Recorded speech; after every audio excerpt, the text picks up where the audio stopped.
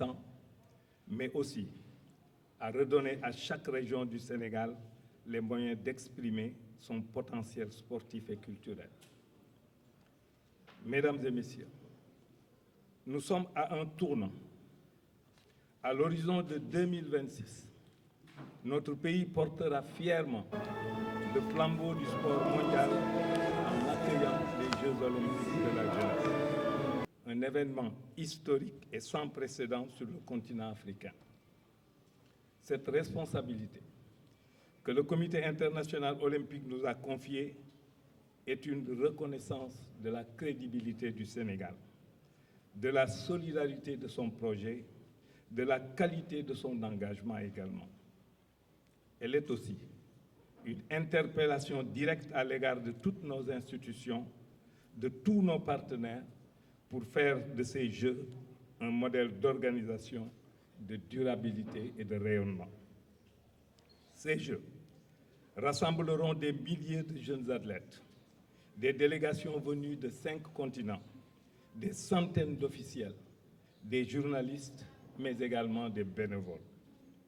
Mais au-delà des chiffres, c'est une dynamique profonde de transformation que nous devons enclencher. Il s'agit de faire émerger des talents, de forger des savoir-faire, de renforcer notre tissu économique et social à travers le sport, mais surtout de bâtir des ponts culturels durables. En vérité, je vous dis parce que c'est pourquoi nous saluons également avec admiration et reconnaissance la vision éclairée de l'État du Sénégal, qui a su faire des infrastructures sportives une priorité nationale, un levier de développement et d'équité territoriale. La réhabilitation du stade Léopold Sédar Senghor, ce haut lieu de mémoire collective, renforce notre conviction que le sport n'est pas une dépense, mais plutôt un investissement. Un investissement dans la jeunesse, un investissement dans la cohésion sociale, un investissement également pour l'image et la souveraineté de notre pays. Mais, et cela est essentiel à rappeler, construire ne suffit pas. L'expérience a montré, sous d'autres cieux, comme chez nous d'ailleurs, que l'absence de stratégie de gestion peut réduire à néant les plus nobles ambitions. C'est pourquoi, Madame la ministre, nous saluons avec force et espoir la mise en place de l'Office de gestion des infrastructures sportives, l'OGIS, dont le conseil d'administration vient d'être récemment installé par vous-même.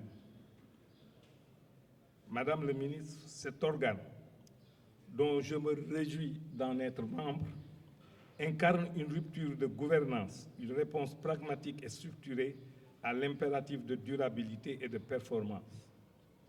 Il devra, dans une logique de partenariat public-privé, faire vivre ces lieux, les entretenir, les rendre accessibles, les sécuriser, mais surtout en faire des centres de vie et non de simples espaces d'accueil. Mesdames, Messieurs, nous devons regarder au-delà des Jeux de la jeunesse, car ce que nous devons viser, ce n'est pas seulement l'événement, mais c'est surtout l'héritage. Un héritage matériel, avec des installations modernes, mais aussi un héritage immatériel qui fait des pratiques sportives renforcées, des métiers du sport valorisés, des communautés rassemblées, des modèles de gestion performants. C'est ainsi que nous pourrons inscrire le sport dans la trajectoire du Sénégal de 2050, dans cette dynamique de transformation structurelle que le chef de l'État appelle de tous ses vœux. En vérité, nous ne travaillons pas seulement pour aujourd'hui. Nous bâtissons les fondations sur lesquelles les générations futures marcheront, s'entraîneront, mais aussi rêveront. Ce que nous posons aujourd'hui comme acte de développement, d'engagement et de responsabilité devra demain être le socle de leur émancipation, de leur excellence et de leur rayonnement. Mesdames, Messieurs, permettez-moi en guise de conclusion de partager avec vous cette citation qui trouve toute sa résonance. Les infrastructures ne sont pas seulement des lieux où on joue. Ce sont les fondations sur lesquelles une nation construit célèbre sa jeunesse et également écrit son avenir.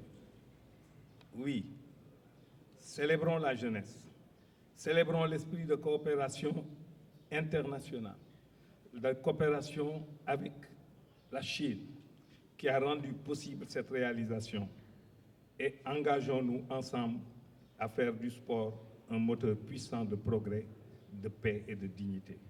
Vive le sport, vive la coopération sino-sénégalaise et vive le Sénégal. Je vous remercie de votre attention.